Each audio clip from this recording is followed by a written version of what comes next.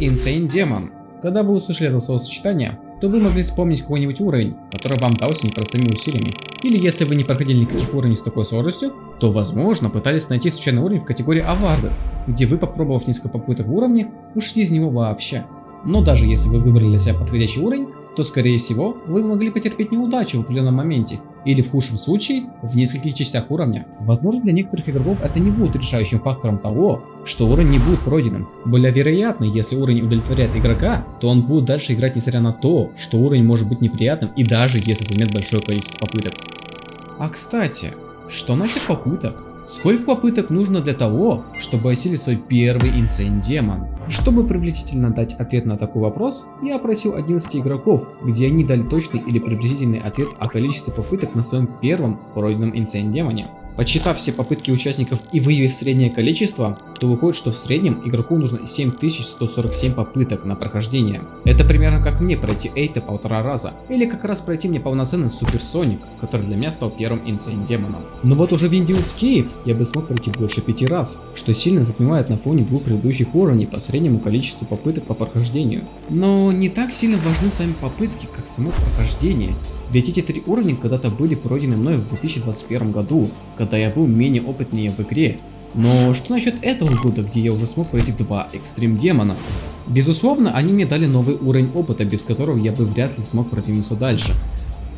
Но я отказываюсь верить в то, что произошло на последней трансляции, потому что шанс события был не то чтобы мал, а невероятно мал. Заметьте, именно слово «невероятно» играет важную роль, потому что, учитывая даже все мои нынешние достижения до этого события, является недостаточным для совершения такого безумного поступка. А ведь самое интересное это то, что все эти события произошли спонтанным образом. То есть из-за совокупности счастливых моментов вы смотрите этот видеоролик, ведь он точно так же появился из-за данной спонтанности. С вами Чейншпой, и сегодня я вам расскажу о том, как я переступил ту самую мнимую черту своих возможностей. Желаю вам приятного просмотра, я начинаю свое обещание.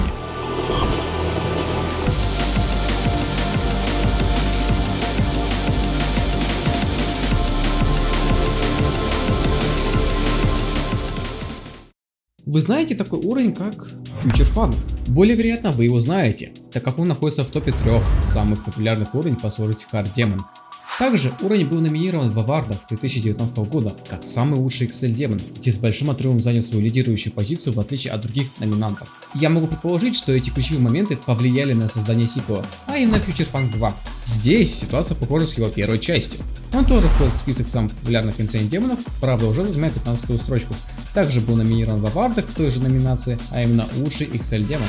Конечно, я не выбирал уровень по таким категориям. У меня уже стоял довольно внушающий прогресс целых 87%. Тогда у меня было желание попробовать в него поиграть какое-то определенное время. Но получилось так, что я несколько раз дошел до последнего парта, из-за чего мне подтолкнули сначала на запись, а затем уже и на саму трансляцию. В начале запуска трансляции я на всякий случай потренировал последнюю часть уровня. Для меня был удивительно тот факт, что когда я еще во время записи достигал отметки в 50%, то это почти гарантированно тому, что смогу дойти до последней части. Правда, все же бывали исключения, когда я умирал в этом промежутке.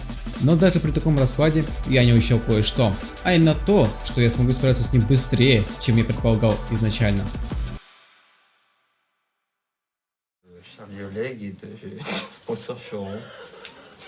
C'est quoi la meilleure chanson pour un samedi soir? Ouais, ouais. No.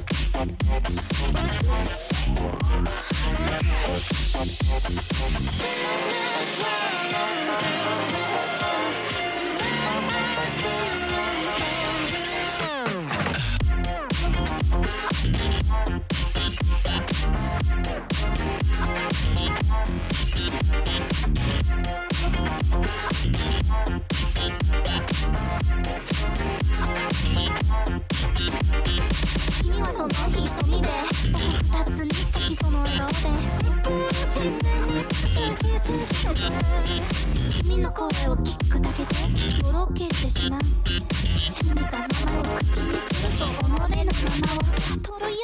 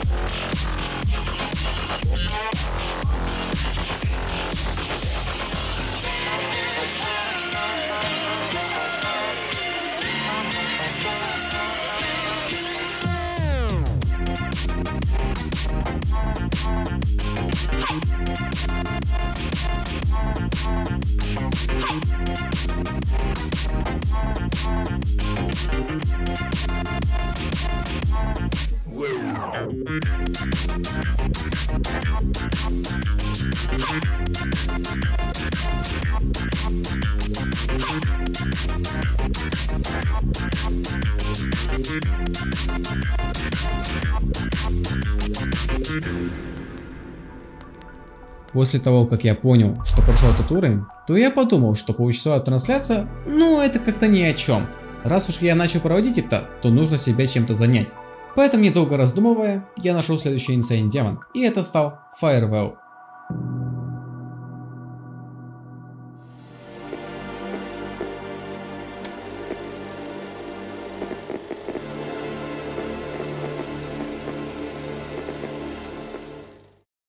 Возможно, некоторые скажут, почему я выбрал именно Firewall. На самом деле ситуация похожа, как и с прошлым уровнем. Дело в том, что я раньше поставил неплохой прогресс на нем с 35 до 100%. Однако, я тогда понимал, что шансы прохождения этого уровня невелики. Ведь в отличие от Future Funk 2, который я тренировал перед самой трансляцией пару часов, здесь я был не подготовлен к этому изначально. Мне ничего не осталось сделать, как идти в практику и проходить с определенных позиций. Сначала я решил пройти уровень 61%, и на мое удивление, это произошло довольно-таки быстро, учитывая, что есть моменты, где можно легко проиграть с нуля без подготовки. Но что еще больше удивляет, так это прогресс с 35 до 100, который я поставил спустя 5 минут после первого. В начале этой главы я уже говорил, что делал такой прогресс, но это был единственный случай, когда такое произошло. С этого момента я начинаю понимать, что шансы на прохождение уровня резко растут.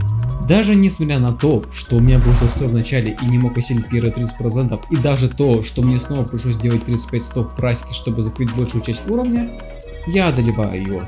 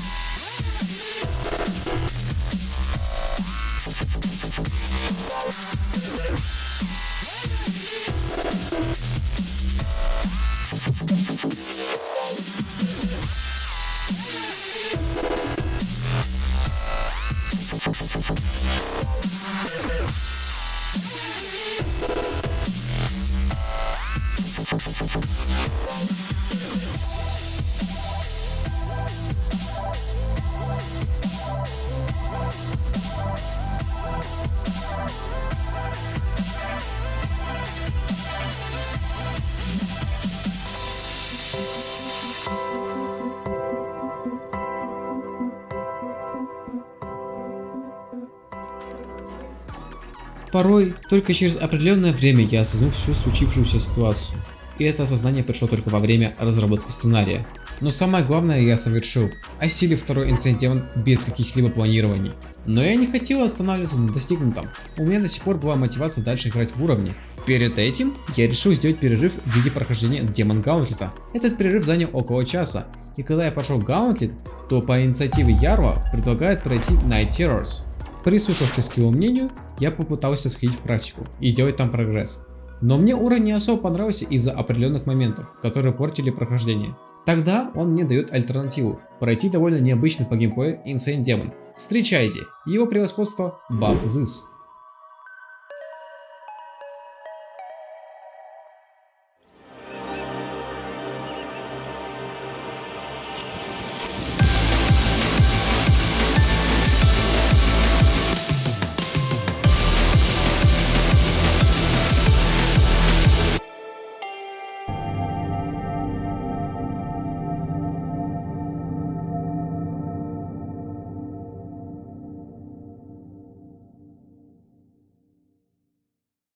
Этот поступок можно считать самым радикальным, который я совершал когда-либо. Я понимал, что предыдущие уровни, которые я прошел за этот день, я знал не полностью, но хотя бы поверхностно. Пройти это без всякого плана и подготовки для меня считалось абсурдным, однако, как оказалось, непредельным, ведь если в этих уровнях сложность могла заключаться в запоминании определенных частей, а где-то быстро и часто кликать, то в случае с этим уровнем такого уже не прокатит. Здесь сложность уровня концентрируется на том, что здесь нужен хороший паттерн нажатий, иначе если ты будешь делать это не так, как требует от тебя сам уровень, то больше половины уровня ты вряд ли сможешь осилить. Благо, хоть во время прохождения я немного облегчил себе задачу, перейдя с 240 на 360 FPS, но даже так возникали сложности. Но это не сравнится с одним игроком, который усложнил прохождение в целых 6 раз, если опираться от меня. Он смог пройти уровень на 60 FPS, и хоть у него больше половины декораций убрана из оригинала, но сам факт того, что это возможно пройти, меня поражает. Переходя к моей теме прохождения, просто хочу отметить, что я был близок к завершению трансляции, ведь я начал помимо усталости чувствовать некую дереализацию на протяжении получаса. Конечно, я мог спокойно завершить это все, но что-то меня двигало дальше проходить, и вот в один прекрасный момент я совершаю это.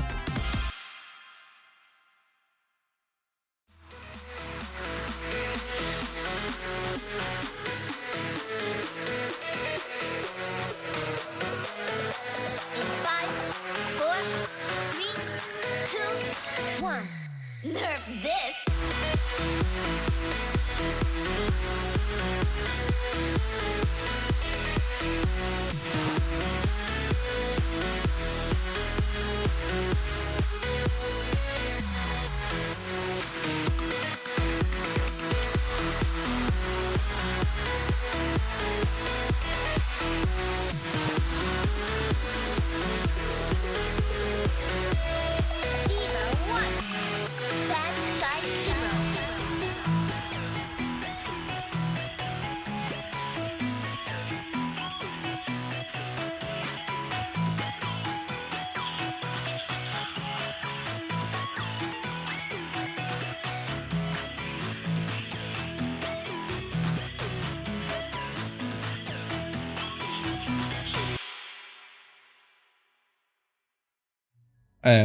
Привет, зритель, спасибо, что ты посмотрел данный ролик. Как ты видишь, а точнее слышишь, я озвучу немного не таким способом, который я обычно делаю, то есть через сценарий. Я решаюсь рассказать именно своими словами. Конечно, я буду запинаться, в некоторых моментах могу где-то тупить, я заранее извиняюсь, это мой первый опыт в таком случае. Но я подумал, что это будет даже очень искренне перед вами таким способом говорить кое-какую важную информацию. Вот, я надеюсь, вам понравится такой новый формат концовки видео. Если нет, то пишите в комментариях, я обязательно прочитаю, что вы думаете на этот счет. В концовке видео я буду затрагивать пункты, которые я считаю, что они важны по-своему. Они затрагивают будущее канала и будущее моих проектов, которые вы можете увидеть в ближайшее или не в ближайшее время, то, что я думаю. И, возможно, будут такие моменты, когда после видео буду делать трансляцию, обсуждать какие-то идеи или что-то типа такого. Если будет, конечно, возможность, не всегда такое может быть, но если будет, я обязательно попробую как-нибудь такую штуку сделать. Давайте не будем тянуть и расскажу то, что я считаю нужным в этом ролике, но я надеюсь, что оно будет для вас нужным. Если нет, то можете смело пропускать эту информацию. Начнем с того, что почему вышел именно этот ролик. На самом деле причина довольно-таки банальная, если так можно объяснить, хотя, ну как сказать, банальная. У меня была трансляция в августе примерно 10 числа, если не ошибаюсь.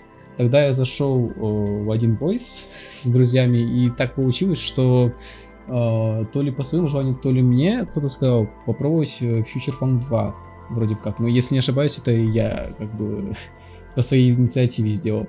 И получилось так, что я поставил хорошие прогрессы, и мне Дима сказал, что это нужно записывать обязательно, ибо, ну, это может на память пригодиться, если я не буду делать ролик. Но, как вы видите, вы ролик этот посмотрели, значит, все-таки должно было произойти именно так. Через какое-то время он попросил уже трансляцию, наверное, потому что запись, как бы, я уже в самом ролике говорю, что запись это невыгодная штука, потому что слишком занимает много места на компьютере. Ну, я тоже поддержал это мнение, что нужно запустить трансляцию. Вот, и спустя полчаса как раз таки я прошел первый Insane Demon, потом через еще вроде бы 40 минут я прошел уже второй Insane Demon, и через сколько там, пару часов уже третий Insane Demon. Вот это событие, которое произошло тогда на стриме, ну для меня это было потрясающе сильно, если честно. Я подумал, что это может даже послужить отдельным роликом. И, если честно, я попытался сделать именно его первым, потому что если я бы сделал его потом через тот, который я хотел запланировать, то это было бы не совсем уж актуально, я так думаю. Вот поэтому вы и смотрите данный ролик. Про следующий ролик и его выход. Сам ролик был про контроллеры, где был составлен топ специальных игроков, которые прошли Extreme Demon контроллеры, то есть там с катаклизма до нынешнего сложного уровня, который пройден был на контроллеры. Вот. А что касается выхода, тут на самом деле все сложно. Может быть так, что у меня сработает некая мотивация, я могу сделать, не знаю, за месяц, то есть может быть в следующем месяце. А может быть так, что как раз таки снова через полгода. Я надеюсь, что такое не повторится, хотя все возможно быть. Я тут не могу быть уверен в этом. Вот как этот ролик вообще создался, очень необычно. У меня на самом деле 5 месяцев, по сути, ну, не занимался этим роликом, потому что, тем более, это вот спонтанный ролик, то есть он вообще не планировался, как вы понимаете, вот эти 6 месяцев. И вот как раз таки последний месяц, где это произошло событие, вот это почти весь, ну, 1,5 месяца, а точнее быть, почти весь месяц я разрабатывал именно вот этот ролик. Как-то так. Ну, вот на следующий ролик я не могу быть точным. Может быть, как месяц, может быть, как пару месяцев, но все зависит от нескольких факторов, таких как отдача, мотивация и в этом прочем. Может сейчас кто-то вспомнит, а может даже впервые услышит, но хочу проговорить про проект, который я еще даже в сообществе писал, где я должен еще выложить, когда мне наступило там 1000 подписчиков, но проект оказался настолько сложным, что я даже не уверен, что выйдет в следующем году, если честно. Ну, все может быть, но более вероятно, что я надеюсь, что в следующем году выйдет. Мы сделали очень много. Я говорю про проект Heart and Might. Может кто-то слышал, может кто-то не слышал, опять же говорю. Но кто не в курсе, это довольно необычный проект на самом деле, который зародился еще 2 года назад. А в чем заключается суть проекта? Ну, чтобы вам это понять, вы, наверное, должны знать канал Psychoid2Go. Если говорить вкратце, о чем этот канал, то они занимаются тем, что анимируют определенных персонажей и через них подают определенную информацию про психику человека, например, про там депрессию или там определенные какие-то заболевания, ну и так далее. Примерно на таком принципе основан наш проект, но только немного видоизмененных в некоторых местах. Например, мы там добавим художественный стиль, где там будет основываться кое-какая история на этих персонажей. Также будет видоизмененная атмосфера, ну и так далее. Можно перечислять довольно немалый список изменений, которые будут отличаться от этого канала. Недавно завершили этап сценария, где будет говориться про одну проблему, которая актуальна не только для меня, но и для некоторых из вас, возможно.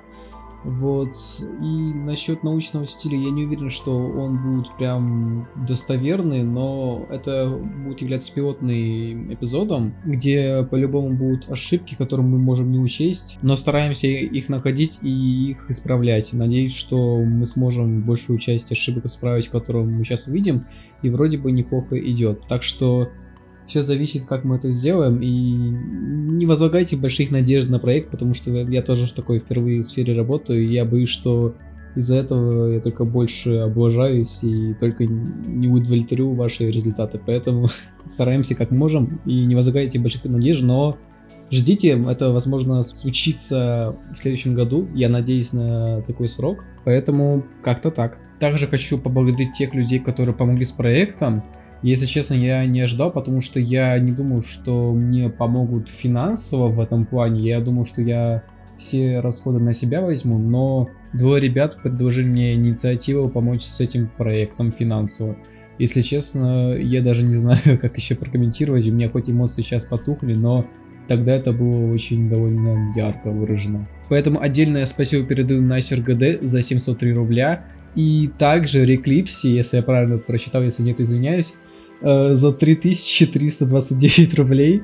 В общей сумме это выходит бы за 4000 рублей. Это очень хорошая сумма, тем более если учитывать, что эту инициативу мне предложили, а не я, потому что я опять же таки боялся, что это будет неправильно, неэтично в этом плане, но я безумно благодарен за такую поддержку, если честно. Я очень не ожидал от них такую отдачу. Также отдельное спасибо хочу передать Корке, потому что она сильно, прям очень сильно повлияла на проект. И там очень интересная ситуация произошла, что она сделала ролик, где она меня нарисовала, и так получилось, что мы так связались, и в итоге потихоньку мы начали реализовать идею с моим проектом, как раз таки, где там мои персонажи там появились, как раз таки эскизы вот эти вот. Вот, и это дошло до как раз таки визуализации, даже до фона, вот. И не только, кстати, она с персонажами помогла, она также рисовала фан-арты, когда даже я транслировал вот эти 3 Insane демона. В общем, она много чего рисовала для меня и для проекта, и хочу сказать отдельное спасибо. Но и также другим людям, которые помогали с проектом, тоже хочу отдельное спасибо сказать, потому что они, ну, без них мне было бы тяжело бы заниматься проектом. Но я боюсь, что они будут против, если я скажу их, ну, реальное имя, или даже если это будет псевдоним. Но все же отдельно им тоже спасибо за принятие участия в проекте, я тоже им сильно благодарен. И также хочу поблагодарить тех людей, которые помогли над созданием этого ролика, потому что если бы не они, то ролик бы затянулся, возможно, бы еще на месяц, если не больше, но я рад, что они протянули мне руку помощи. Итак, отдельное спасибо Яру за продвижение этого ролика. Я уже знаю заранее, что он это прорекламирует чуть ли не во всем сообществе ГД. Я прям уверен, я его знаю прям, да он тем более мне сам говорил об этом, но не только за это хочу спасибо сказать, за то, что он меня мотивировал, также сподвигал на создание ролика. В общем, спасибо за такую тебе поддержку, Яру. Дима... Очень необычный инцидент, то, что именно из-за него как раз таки появился сам этот ролик, потому что если бы он не сказал запустить трансляцию, тогда бы всего этого не произошло. Поэтому в каком-то плане спасибо ему за такую инициативу, но также и за помощь с роликом. Он мне помогал там с музыкой, также с композициями определенными, видеомонтажом, ну и так далее. Тоже большое спасибо, и как раз таки из-за него благодарите его, потому что именно он сподвиг на создание этого спонтанного ролика, можно, если так можно сказать. За Пирогу спасибо за помощь с материалом, точнее за шоу-кейсы, которые он мне предоставил для этого ролика. Конечно, Не все шоу-кейсы мне понадобились в полным объемом, но все равно большое спасибо, потому что, опять же таки, рад, что мне помог в этом. Ведь это занимает все же какие-то силы на создание этих материалов, точнее шоу-кейсов. В общем, еще раз спасибо тебе за пирог. Сайгану и серверу Зинкин Тима тоже спасибо за помощь над созданием роликов, так как опрос, который был в начале ролика, это рук их дело. То есть мы там провели опрос для тех, кто хочет написать, сколько понадобилось попыток на прохождение первого Insane Demon. Вот, откликнулось вроде как 11 человек. И это круто, ведь это какое-то разнообразие видеоролика. И может кому-то понравится, может кому-то не понравится. Также жду ваших мнений на этот счет. Но лично для меня это был прикольный опыт. Кстати, сейчас 25 сентября, когда я сейчас озвучиваю, и, кстати, в этот день у Сайгана день рождения, что очень неожиданно для меня. Еще раз поздравляю тебя с днем рождения, хоть я уже тебе писал это в личных сообщениях, но все же еще раз поздравляю. Считай, что этот ролик это подарок в качестве твоего дня рождения. И последним, кому хочу сказать отдельное спасибо, это Егор Анда за создание превью на этот ролик. Спасибо большое, я ценю, что ты уделил на это время, хоть я понимал, что ты тогда торопился, но все равно большое спасибо, что ты помог с этим. Вот такой получился длинный ролик, если учитывать этот разговор и все остальное, что было в этом ролике. Я, конечно, понимаю, что для кого-то это может быть огорчение, что это не чистый видеомонтаж, который был в этом ролике. Но мне просто интересно знать, вам подходит такой формат общения через видеоролик или нет. Хоть я понимаю, что это впервые и может быть кому-то не понравится, но может в будущем это исправится и будет покороче и получше. Спасибо большое за просмотр, оставляйте комментарии, делитесь мнением, мне очень будет интересно знать, что вы думаете на этот счет, как и сам ролик, так и тот проект, который я вот затронул в этом ролике. С вами был Challenge Play и до скорого!